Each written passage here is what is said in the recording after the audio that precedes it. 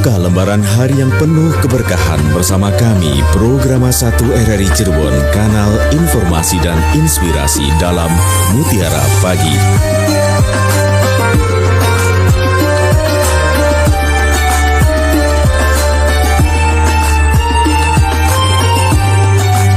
Assalamualaikum warahmatullahi wabarakatuh. Alhamdulillah pendengar, pagi ini kita berjumpa kembali dalam acara Mutiara Pagi untuk edisi hari ini Rabu 30 April 2025.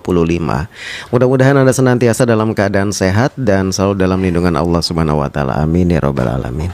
Dan pagi ini sampai nanti jelang pada pukul 6 waktu Indonesia Barat, nanti Anda bisa bergabung juga melalui line telepon 0231 8493259 atau juga bisa mengirimkan WhatsApp ke 081324951935. Pagi ini Anda juga bisa menonton YouTube ya di kanal YouTube RRI Cirebon. Alhamdulillah pagi ini sudah hadir di Studio Pro 1 ada Bapak Ustadz Nasuha Fakih SAGMESY dari Bimas Islam Kementerian Agama Kota Cirebon. Assalamualaikum Pak Ustadz. Waalaikumsalam warahmatullahi wabarakatuh. Bagaimana kabarnya Ustadz? Alhamdulillah. Kalau dilihat-lihat sih cerah sih pagi ini. Cuma sariawan aja. Sariawan aja. Agak susah nelennya biasanya. Nggak pasah kayaknya. Tapi mudah-mudahan cepat sembuh ya Pak Ustadz ya. Baik, dan apa yang kita bahas pagi ini melanjutkan sebetulnya dari pembahasan minggu kemarin Pak Ustadz ya. Pendampingan kelompok rentan episode yang kedua. Silakan Ustadz. Assalamualaikum warahmatullahi wabarakatuh. Alhamdulillahilladzi arsala rasulahu syahidan wa mubasysyiran wa nazira wa da'iyan ilallahi biiznihi wa sirajan munira. Ashhadu an la ilaha illallah wahdahu la syarikalah wa ashhadu anna Muhammadan abduhu wa rasuluh la nabiyya ba'dah. Allahumma salli wa sallim wa barik ala sayyidina Muhammad wa ala alihi wa ashabihi wa barik wa sallim ajma'in. Rabbi israh li sadri wa yassir li amri wahlul 'uqdatam min lisani yafqahu qawli. Ya Fattahu ya Alim iftah lana futuhal arifin.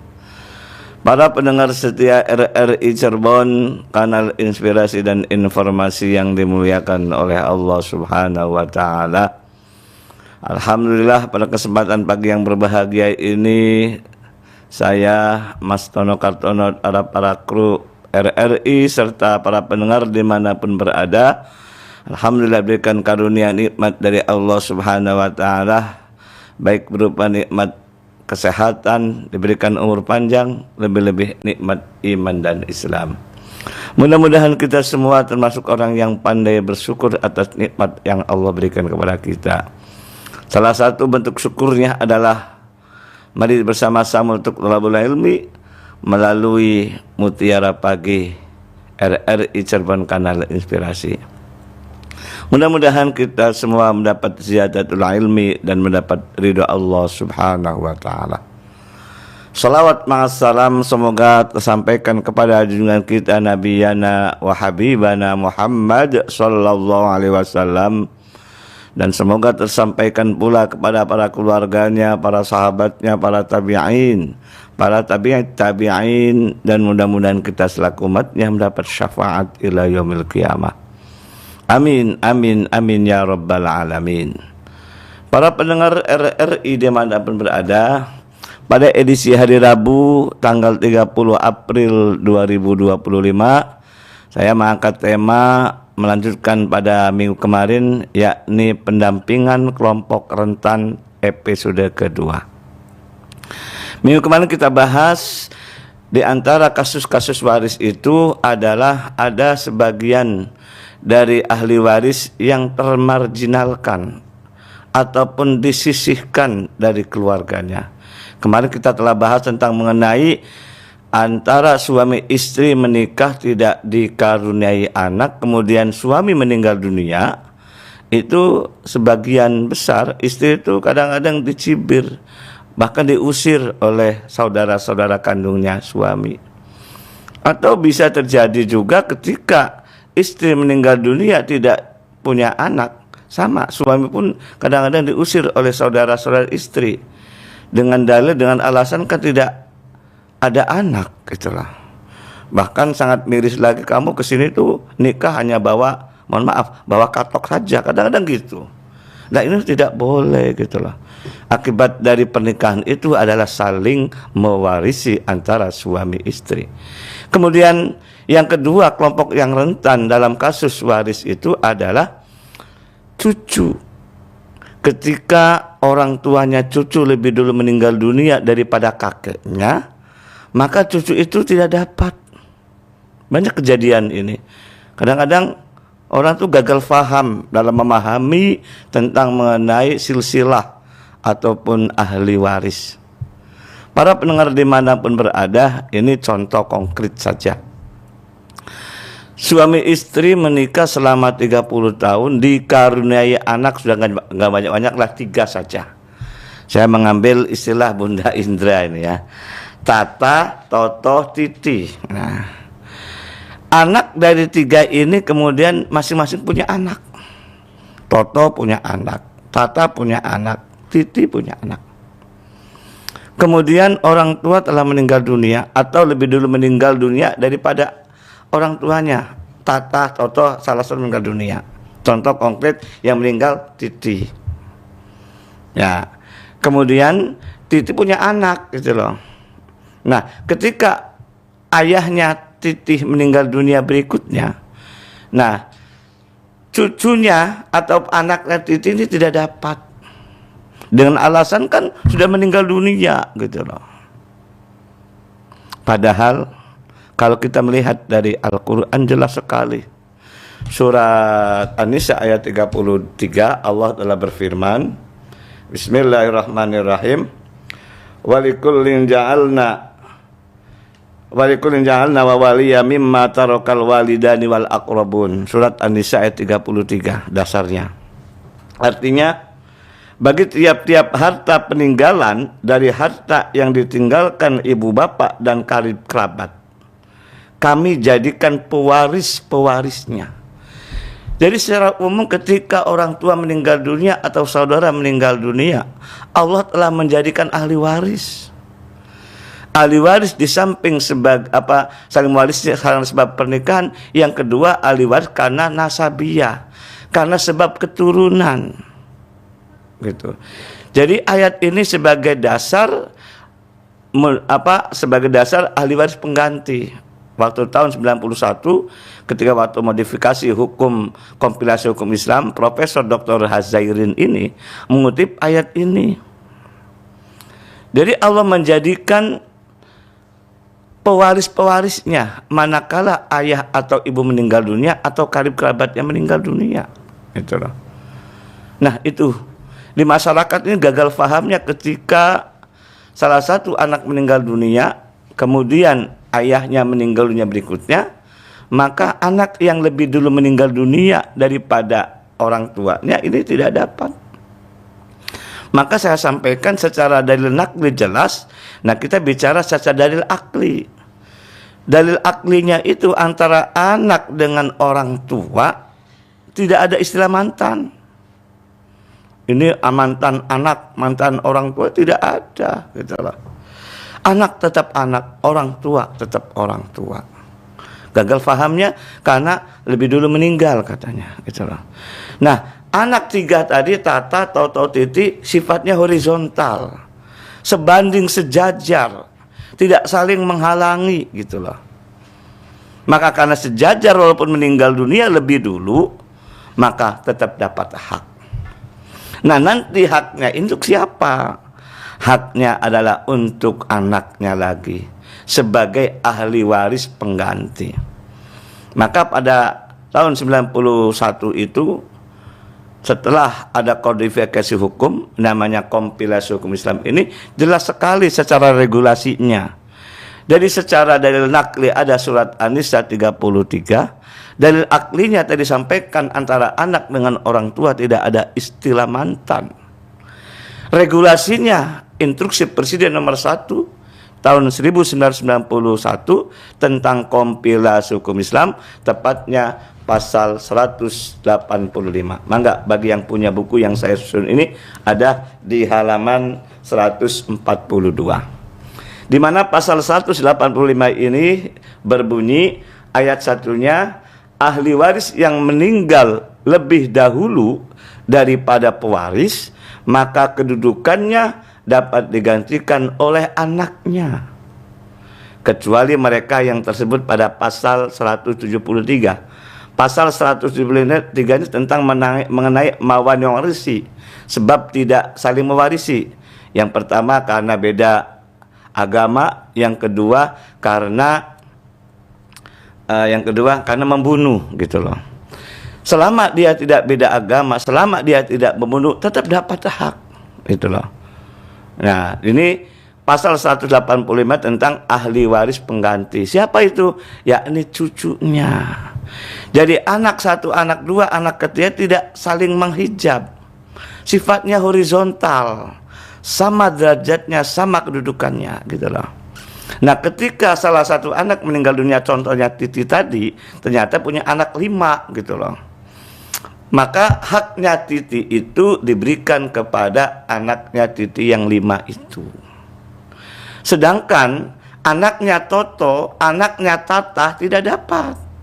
Sebabnya secara vertikal terhijab, terhalang oleh siapa? Oleh Tata yang masih hidup sebagai orang tuanya, oleh Toto yang masih hidup sebagai orang tuanya gitu loh. Jadi secara horizontal anak sama anak tidak saling menghijab, tapi secara vertikal cucu ini terhijab ketika anaknya masih hidup. Tapi gagal fahamnya di masyarakat ini, anak-anaknya Titi tidak dapat, maka berontak, maka tidak terima gitu loh.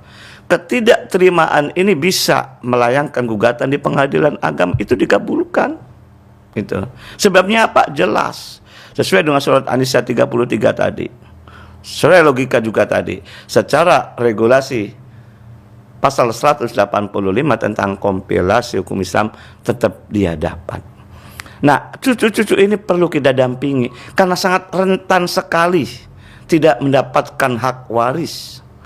Padahal cucu adalah sebagai generasinya, sebagai keturunannya dari kakek neneknya yang meninggal dunia ini. Akibat ketika tidak didapat atau tidak mendapatkan, kejadian kasus tahun 2023 saya ingat yang ada di daerah Jawa Tengah, ponakan membunuh bibinya.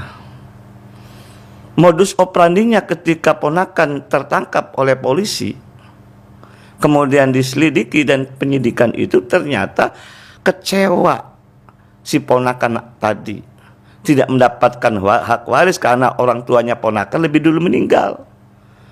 Kemudian hartanya kakeknya dikuasai oleh bibinya. Nah, ini kasus nyata di masyarakat.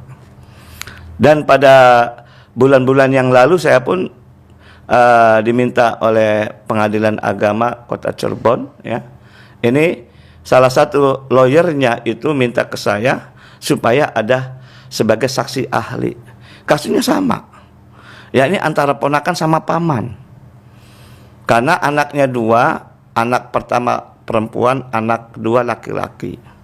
Kemudian anak pertama perempuan itu meninggal dunia, tapi punya anak 1 gitu. Kemudian pembagian waris semuanya dikuasai oleh anak yang masih hidup. Ponakannya atau anak dari perempuan anak pertama tadi tidak dapat. Otomatis kan menggugat di pengadilan. Nah, di situ ternyata ketika saya sebagai saksi di pengadilan agama, kronologis dan pembagian itu alhamdulillah sama apa yang diutarakan oleh hakim di pengadilan agama ini. Nah, inilah kelompok-kelompok rentan, salah satu di antaranya cucu. Orang tuanya cucu meninggal dunia, ini kebanyakan tidak dapat dengan alasan kan meninggal dunia, kan gitu. maka perlu kita dampingi, perlu kita advokasi itulah. Karena kata Allah dalam Al-Quran surat An-Nisa 32 itu kan menjadikan pewaris-pewaris. Pewaris-pewaris ini al-mawali dalam artian bahasa Arabnya itu adalah siapapun. Dalam hal ini adalah keturunan gitu loh. Nah, itulah yang harus kita pahami. Kalau sekiranya itu ada pendapat fikih klasik, fikih waris klasik, di mana anak perempuan kemudian punya anak lagi, itu istilahnya fikih klasik itu adalah ashabul zawil arham. Ternyata zawil arham ini tidak masuk dalam kategori kompilasi hukum Islam karena ada diskriminasi. Saya dulu waktu kuliah pun satu tentang mengenai zawil arham itu satu mata kuliah ataupun 2 SKS. Selama 2 SKS ternyata tidak dipakai gitu loh. Karena ada diskriminasi antara paman, antara cucu satu dengan cucu yang lain. Gitu loh. Dan kompilasi hukum Islam tidak mengenal nama zawil arham. Bahkan dalam kajian-kajian zawil arham adalah ghairul waris. Bahkan ada yang lainnya sangat ekstrim juga itu. Nah, demi untuk kebersamaan, demi untuk menjaga kerukunan dalam keluarga antara ponakan, bibi dan paman atau wa, salah satunya adalah pembagian waris. Semua ahli waris terutama dalam nasabiah tetap dapat, karena anak satu dengan anak yang lain tidak saling menghijab. Dan ketika anak salah satunya meninggal dunia tetap dapat hak. Nanti haknya itu dibagikan kepada anak keturunannya.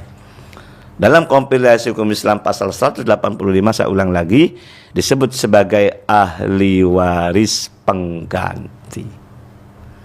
Nah, di sini harus kita pahami. Sehingga ketika cucu-cucu dari salah satu anak yang meninggal dunia, kemudian dia mendapatkan, itu terasa senang gitu loh. Bahkan kemarin juga saya sudah membagi waris, kemudian pada 3 bulan yang membagi waris, hal yang sama. Yakni salah satu anaknya meninggal dunia, saya tanya punya anak gak? Punya anak. Kemudian tolong hadirkan cucunya atau ponakan panjenengan, karena yang inisiasi adalah anak yang pertama. Gitu. Ketika hadir, kemudian saya sampaikan, gimana Bu? Gimana Pak? Ketika pada pembagian oh sangat senang banget. Alhamdulillah saya masih diakui sebagai keluarga besarnya. Nah, itu kan luar biasa. Apalagi dapat hak. Dan banyak juga gagal fahamnya, cucu yang orang tua yang meninggal hanya pecingan istilahnya. Ya, kalau pecingan sedikit kan gitu. Nah, maka porsinya dia dapat dari orang tuanya ataupun anak salah satu yang meninggal dunia, bukan dari kakeknya.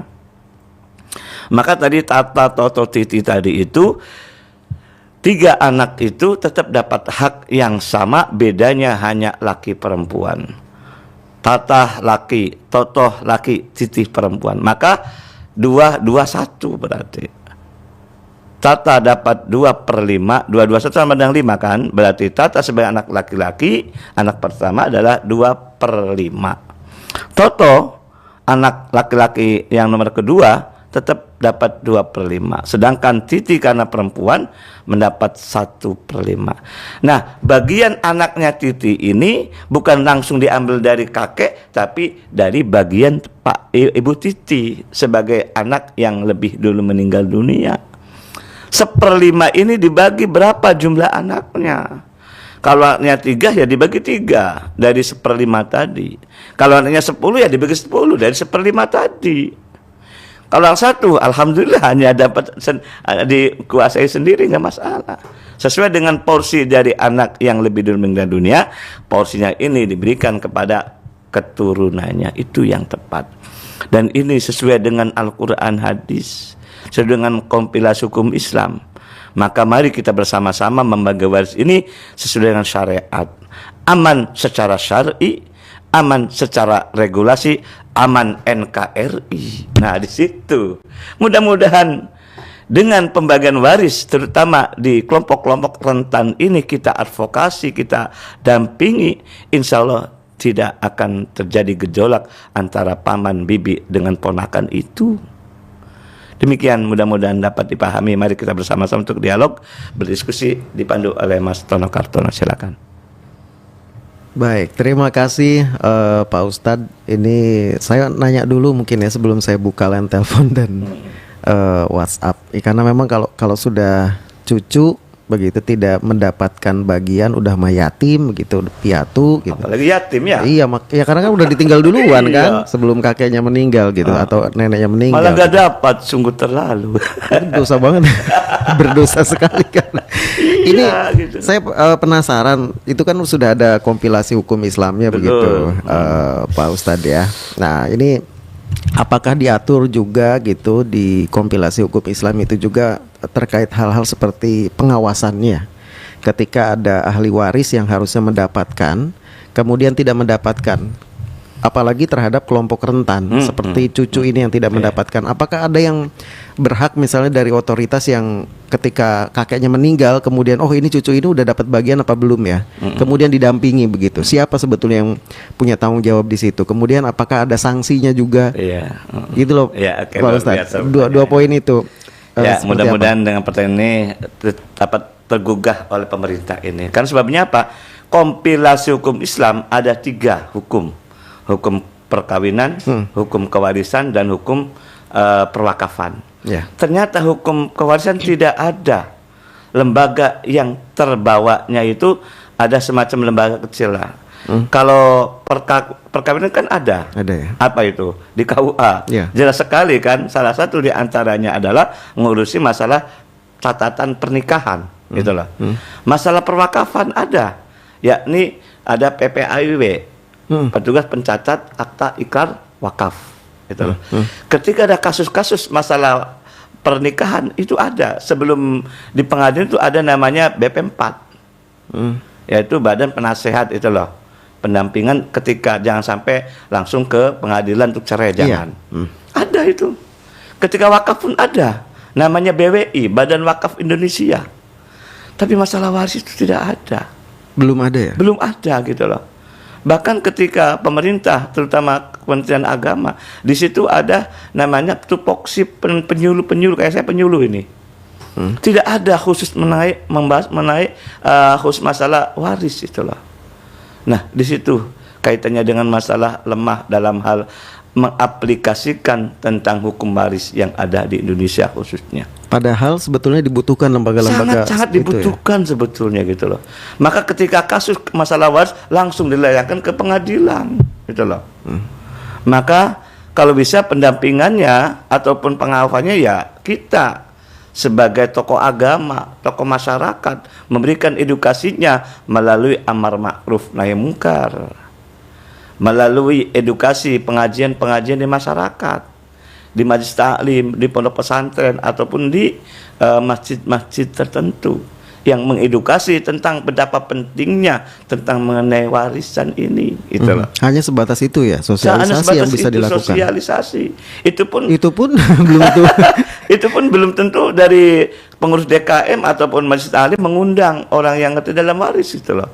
Bahkan kadang-kadang mohon maaf, kadang-kadang banyak alergi gitu loh tentang bicara waris, alergi kan kebanyakan itu dengan alasan nggak ada hartanya gitu loh. Jadi ternyata gara-gara masalah waris besar sedikit adalah relatif ya, tapi tetap menjaga keharmonisan, kerukunan dalam keluarga. Jangan gara-gara warisan kakang karo adi tukaran. Jangan gara-gara warisan kakang karo adi ora akur. Ada peribahasa mengatakan apa? Sedulur dari wong sejen akibatnya. Malah wong sejen dari sedulur ake beli mengkononku. Oke, bisa. Nah itu gara-gara apa? Masalah waris itu loh. Tidak seberapa hartanya, hanya sebuah rumah yang kecil gitu loh. Tetap itu harus diwaris. Baik. Iya, Baik. demikian. Mudah-mudahan sih pemerintah dan anggota dewan ini lebih aware juga terhadap pembagian Amin, waris ini mudah-mudahan. begitu ya, sehingga ada aturan-aturan yang lebih jelas begitu Jelas, untuk membantu kelompok-kelompok rentan untuk mendapatkan haknya, karena Iya. pasti banyak sekali kelompok rentan yang tidak mendapatkan haknya. Kita terima telepon dulu. Siap. Pak Ustadz ya, kita terima dulu. Assalamualaikum. Halo. Waalaikumsalam warahmatullahi wabarakatuh. Dengan Bapak siapa di mana? Pak Kasmo dari Subang, Mas Nono. Pak Kasmo di Subang, mangga silakan Pak Iya. Kasmo. Ada titipan ini masalah, mohon dikenalkan, mohon ditanyakan gitu Kak Pak Ustadz. Assalamualaikum Pak Ustadz. Waalaikumsalam warahmatullahi wabarakatuh. Pripun Pak Kasmo sehat ya? Ya, Pak Kasmo Alhamdulillah. sehat, Pak Ustadz. Mudah-mudahan Pak Ustadz sehat. Amin. Ada perempuan punya anak di laki-laki yang pertama 1. Ya, di yang laki yang kedua anaknya 8, perempuan 4, laki-laki 4. Nah, jadi udah meninggal semua ibu bapaknya. Tinggal anak-anaknya, yang 1 kan beda bapaknya, yang Iya. 1 pertama, yang 8 perempuan 4, laki-laki 4, itu ibu. Nah, sampai sekarang belum bagi waris. Iya. Nah, bagaimana ini Pak Ustadz? Kalau ini yang 1 menongkak umpamanya harus dibagi, itulah malu katanya. Anggap aja malu gitu penjara mau ituan. Ya, tapi yang 8 ini cuman rumahnya doang gitu. Iya. Belum di cicingan kudianya we ku orang anak 8 gitu. Iya. Nah, bagaimana minta diterangkan sama Pak Ustadz bagaimana itu? Mohon Belum maaf, bagi hari. nikah Assalamualaikum. dengan suami yang pertama punya 1, laki apa perempuan? Laki-laki. Oke, laki-laki berarti Laki-laki lakinya. yang pertama. Ya, gitu. oke, laki-laki ya, oke, siap. Ya. Iya, ya. Segitu aja Pak Oke. Ustadz. Assalamualaikum warahmatullahi wabarakatuh. Waalaikumsalam warahmatullahi wabarakatuh. Pak Kasmo di Subang, terima kasih. Silakan. Alhamdulillah, terima kasih. Saya juga baru bagi waris pada tanggal 4 April. Ini kasusnya sama kayak gini. Jadi nikah dengan istri yang pertama, ini istri kayak meninggal sih. Suami, istri ya. Ini meninggal istri yang nikah dengan istri pertama, anaknya 8. Nah, lakinya 3, perempuannya 5, itulah. Kemudian istri meninggal dunia, nikah lagi dengan istri kedua, punya anak 1 perempuan. Itu contoh. Ini sama juga ini kaitannya, cuma bedanya porsinya saja, dan yang meninggal ternyata ini mah suami gitu lah. Jadi ini suami istri menikah, suami meninggal kan tadi kan? Ya. Punya anak 1, kemudian istri nikah lagi dengan suami yang kedua, punya anak 8, perempuannya 4, laki-lakinya 4, ya kan gitu. Nah, kemudian meninggal semua gitu loh. Nah, ketika meninggal semua dilihat punya anak apa enggak gitu loh, dari anak-anaknya tadi. Jadi pun sudah nikah, udah meninggal sudah lama juga, kasus waktu tanggal 4 April itu gitu loh. Nah, ternyata kan udah lama, meninggal dunianya tahun 2000 loh ya. Berapa tahun itu loh, baru bagi waris sekarang, karena aset sebuah rumah itu baru terjual gitu loh. Nah, ketika punya anak, maka haknya anak lah atau cucunya ya, karena kasusnya masalah kakek nenek masalahnya. Ya, masalah kakek nenek, maka dapat hak cucu-cucu dari kakek nenek, tapi dilihat dari ke-8 anak tadi plus 1 tadi anak dari suami yang pertama gitu loh. Namanya anak kan beda karakternya. Ada yang cuek, puja-puja rebela, nggak malu. Saya juga malu kalau masalah waris kadang-kadang gitu. Iya. Tapi tetap dapat hak. Maka perlu pendampingan dari kelompok-kelompok yang rentan ini, terutama cucu, di mana ayahnya atau anaknya tadi lebih dulu meninggal dunia, itulah.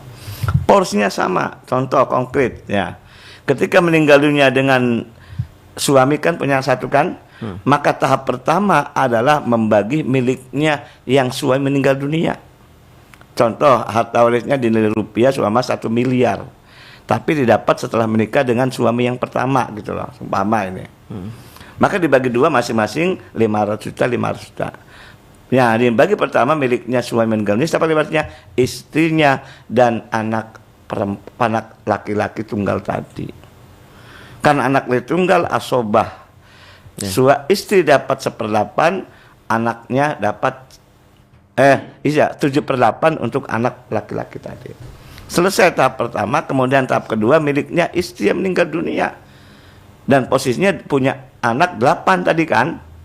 Nah, kalau meninggalnya istri, maka anaknya bukan 8 lagi, tapi anaknya berapa? 9. 9. Karena anak dari suami pertama adalah sebagai ayah kandung, bukan? Betul. Iya. 8 dari suami yang kedua sebagai ayah kandung, ibu kandung enggak? Yang 8-nya Kan yang meninggal ibunya sekarang. Iya. Oh iya. Kan gitu. Betul. Jadi sekarang ibu menikah 2 kali gitu loh, istri ini. Dengan suami pertama punya 1, suami kedua punya anak 8. Ketika kalau yang pertama yang meninggal dunia suami kan hanya 1 anaknya. Iya. Iya kan? Nah, anak 8 tadi dapat enggak? Tidak dapat. Sebabnya apa? Bukan ayah kandung, tetapi ayah sambung. Ribetnya kalau misalnya ketika ayah meninggal itu belum dibagi waris, jadi dikuasai sama ibunya dulu begitu. Nah. Kemudian punya anak, waduh itu ruwet. Ya, enggak sih sebetulnya. Enggak ruwet ya? Yang paling susah itu menyadari. Iya benar. Menyadari yang susah ini. Mengklaim itu yang paling susah itu. Bukan ribet sebetulnya. Makanya dilihat dari silsilahnya gitu loh. Yang saya pahami di masalah itu banyak yang tidak menyadari masalah harta. Karena harta akibatnya gelap mata kan. Ini yang jadi masalah kan gitu loh. Jadi kembali lagi persoalan Pak siapa tadi, Pak Kasmo tadi. Jadi ketika tahap pertama itu yang dapat hanya siapa? Anak tunggal tadi sama istri. Iya kan? Istri dapat 2 hak, separuh dari harta bersama 5 juta dan dapat 1/8 dari 5 juta dari milik suami. Itulah. Berarti jumlah berapa? 5 juta plus 62 juta 500. Karena 1/8 dari 500 adalah 62 juta 500. Berarti jumlah total ketika meninggal dunia istri. Nah, ahli warisnya beda loh. Harta warisnya beda. Ahli warisnya adalah 8 anak dari suami yang kedua plus 1 anak dari suami yang pertama. Iya kan? Ya. Berarti 9, ternyata 9 anak itu lakinya 5 ya, perempuannya 4 ketika meninggal dunia dengan suami yang kedua ini. Porsinya tetap sesuai dengan 2/1 lidzakari mithlul hadzil unsayain. Karena anak lakinya 5, masing-masing 2 berarti berapa? Berarti 2 kali 5 dong. Sama dengan 10.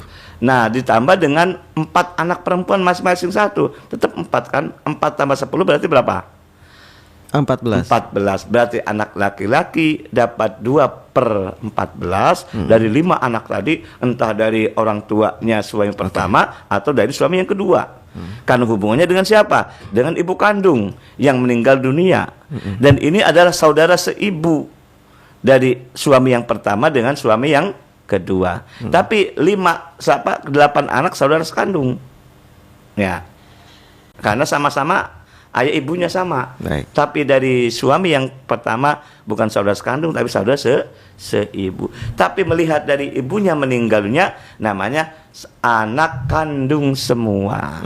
Baik.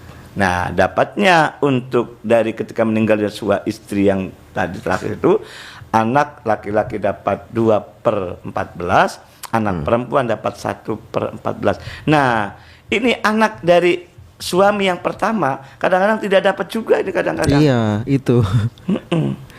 Kata anaknya juga, lah ada warisan nih bahasa gue. Nah, tetapi tetap diperjuangkan termasuk rentan juga ini. Karena dikuasai semua oleh siapa? Oleh anak-anak dari istri suami yang kedua. Ya, itu. Baik. Kita terima lagi telepon berikutnya Pak Ustadz. Assalamualaikum. Waalaikumsalam warahmatullahi wabarakatuh. Bung Nono Kartono dan Ustadz yang bersemangat, Ustadz Nasuha Fakih SAG MESI. Ya. Sariawan. Magister Syariawan. Silakan Ibu Indra. Sariawan bukan Sari Bengi ya. Kok kita sama ya, Sariawan juga. Lagi musim kayaknya. Iya. Silakan Bu Indra. Terima kasih Bung Nono. Pak Ustadz, mengenai pembimbingan pada yang rentan ini, kita sepertinya masyarakat kita yang sudah bertambah cerdas dengan yang bisa dicerahkan oleh Pak Ustadz ya, mengenai kompilasi itu. Kompilasi seperti misalnya harta bawaan dan untuk keluarga yang tidak punya anak laki-laki ya, adanya anak perempuan aja itu sepertinya cepat diterima juga oleh masyarakat. Alhamdulillah. Karena kompilasi yang ada itu Bung Nono bukan ini ya, sesuai dengan logika. Walaupun kadang katanya agama itu bukan hanya logika, iman, ya. Tapi kompilasi yang diadakan itu sesuai dengan logika dan bukan kita sekuler gitu. Kami juga kan semua ingin menuruti apa yang diperintahkan oleh agama, dan adanya kompilasi juga itu wah betul. Nah, apakah kompilasi itu, maaf suka ada yang wah ini juga berarti mengubah ya, seperti misal Bu Indra suka merasa begini, orang yang membadalkan haji itu ya, kenapa mesti dibadalkan kan ya, uangnya kan bisa lebih berguna untuk misalnya membangun klinik untuk masyarakat, membangun sekolah atau lembaga sosial lain. Itu kalau dikumpulkan waduh lumayan besarnya. Nah, apakah ini juga bisa dilakukan kompilasi? Mudah-mudahan Bu Indra juga ini ya, maaf sekali bertanya demikian. Terima kasih Pak Ustadz, terima kasih Bung Nono Kartono. Sama-sama. Assalamualaikum warahmatullahi wabarakatuh. Waalaikumsalam warahmatullahi wabarakatuh. Silakan Ustaz. Terima kasih Bunda Indra di pelayangan kaitannya dengan kompilasi ya. Kompilasi hadir atau dimodifikasi itu karena melihat realita hukum waktu saat itu. Realita hukumnya ternyata terjadi kekosongan hukum di pengadilan agama itu, khusus masalah waris. Karena baru muncul Undang-Undang Nomor 1 tentang tahun 74. Udah lama ya sebetulnya. Udah lama. Itu belum membahas masalah waris, tapi baru membahas masalah pernikahan. Dan membahas pernikahan masih sifatnya sederhana gitu loh. Ternyata di pengadilan agama itu kebanyakan di samping kasus masalah perceraian ataupun masalah pernikahan itu muncul masalah waris juga gitu loh. Dan belum ada kodifikasi hukumnya.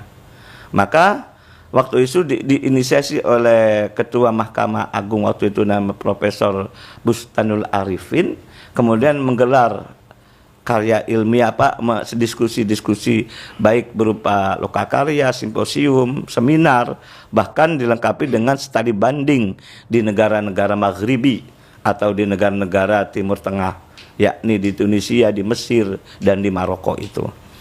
Hasil dari simposium, hasil dari lokakarya dan seminar dan studi banding itu diundang adalah tokoh agama semua dari berbagai macam ormas. Semua hadir di situ, membahas tentang mengenai kekosongan hukum itu, terutama masalah waris. Ternyata tidak hanya waris yang dikodifikasi, ada 3 tadi. Buku pertama tentang mengenai masalah perkawinan sebagai pelengkap dari Undang-Undang Nomor 1 Tahun 74, kemudian tentang kewarisan, dan yang ketiga tentang perwakafan itu. Jadi kompilasi saat itu yang sangat membutuhkan adalah 3 hukum itu. Tapi kalau masalah pertanyaan Bunda Indra tentang mengenai badal haji, bisa saja jadikan kompilasi juga saat itu mendesak. Nah, waktu itu sangat mendesak karena antara hakim satu dengan hakim yang lain di pengadilan beda ternyata. Karena masih sifatnya umum dalam pembagian waris di Al-Quran itu. Oke. Nah, di samping Al-Quran dan hadis sebagai sumber utama, juga 13 kitab-kitab yang muktabaroh sebagai rujukan, sebagai referensi menerbitkan kompilasi itu. Karena semuanya tokoh agama semua loh, para kiai semua gitu loh. Dengan kapasitas yang luar biasa kiainya. Bukan kiai abal-abal gitu loh, tapi kiai yang memahami tentang mengenai hukum, tentang fikihnya itu. Alhamdulillah muncul namanya kompilasi hukum Islam. Jadi ada latar belakang kenapa kompilasi hukum Islam ini. Makanya I-nya Indonesia kan. Nah, hanya terbatas masalah di Indonesia saja. Kalau di Brunei, di Malaysia, tentu tidak pakai hukum ini kan gitu loh. Pak Ustadz, berarti belum ada revisi ya semenjak itu ya? Sementara ini belum.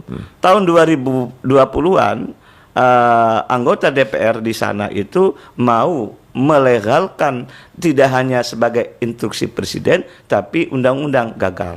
Berapa kali gagal untuk dinaikkan menjadi undang-undang itu? Ada alasan-alasan tertentu. Nggak tahu. Mungkin Pronas Protap apa-apa. Iya. Oke, tapi kalau saya mengikuti ya perkembangan hukum yang ada di Indonesia khusus masalah waris itu. Oke, baik. Tapi kalau menurut Ustadz memang perlu sekali ini ada revisi-revisi atau untuk beberapa yang melengkapi begitu ya. Ya kalau saya sih di samping tadi kata Mas Tono ada semacam sanksi hukumnya, harus ada lembaga yang mendampinginya, seperti contoh pernikahan saja kan sudah jelas. Baik. Kalau masalah waris di Kementerian Agama hanya sifatnya umum gitu loh. Bahkan alasannya kadang-kadang ini kan privasi. Baik. Justru privasi ini sangat menjadi masalah di keluarga. Baik, gitu Ustadz. Ada Bu Reni di Plumbon. Assalamualaikum Pak Ustadz. Mau bertanya, kalau orang tua punya anak 3 laki-laki semua, dia mempunyai harta yang cukup, lalu orang tuanya membagi warisan menggunakan jasa notaris sebagai pengesahannya. Apakah itu termasuk ke dalam kompilasi hukum Islam? Mohon penjelasannya, dan atas jawabannya terima kasih Mas Nono, hatur nuhun. Sami-sami.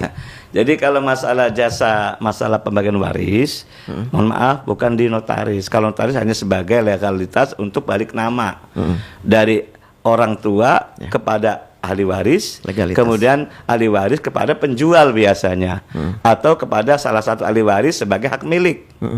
Nah, itu notaris. Kecuali mungkin sama pengacara didampingi itu bisa ya. Nah, yang kalau membagi waris itu adalah di pengadilan agama sebagai litigasinya. Bisa juga non litigasi, tidak melalui pengadilan agama, melalui kiai, ulama, ustadz yang bisa dalam hal membaginya sesuai dengan linearitas sesuai dengan kompetensinya. Mohon maaf, Ustadz Kiai kan punya kapasitas yang berbeda-beda. Istilah dokter ada dokter spesialis katakanlah. Ada juga Ustadz spesialis itu. Ya ada. Ustadz Naswa spesialis. Ya tapi kan nggak disebutkan kalau Ustadz mah. Iya betul. Sebabnya apa? Ustadz masalahnya sih gitu loh, umum katanya. Iya. Tapi kan Ustadz kan ada khususnya, makanya kita punya branding kan gitu loh. Apa branding Ustadz itu? Ternyata Ustadz penceramah gitu loh. Iya kan?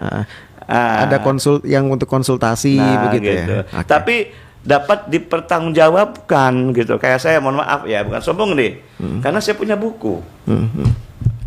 Iya kan? Dan di RS sudah berapa tahun? Semenjak saya masih baru di sini. Saya bukan sombong. Ini kebetulan jelas, itu loh.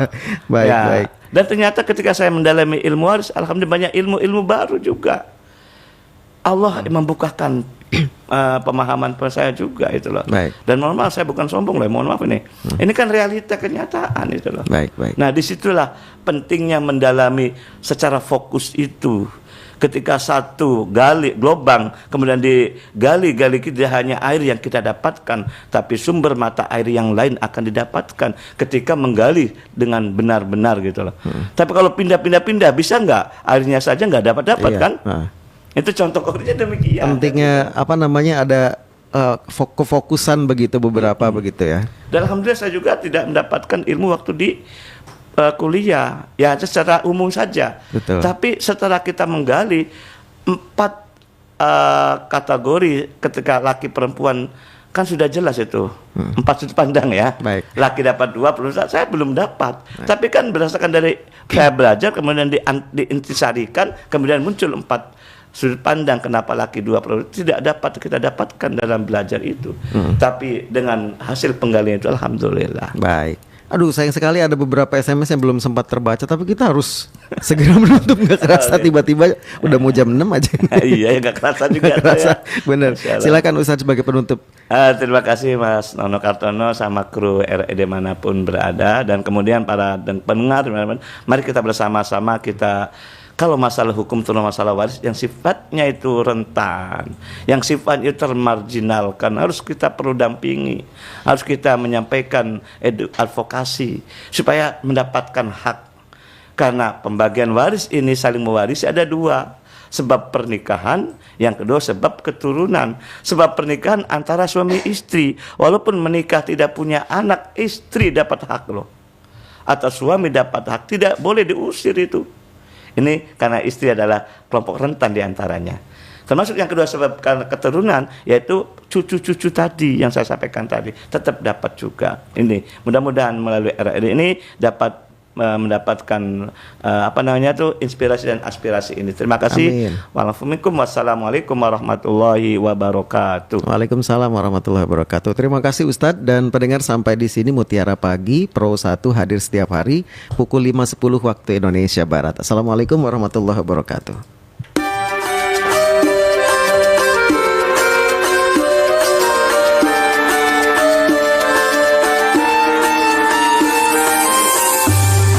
Anda sudah bersama kami dalam Mutiara Pagi Pro 1 RRI Cirebon, kanal informasi dan inspirasi.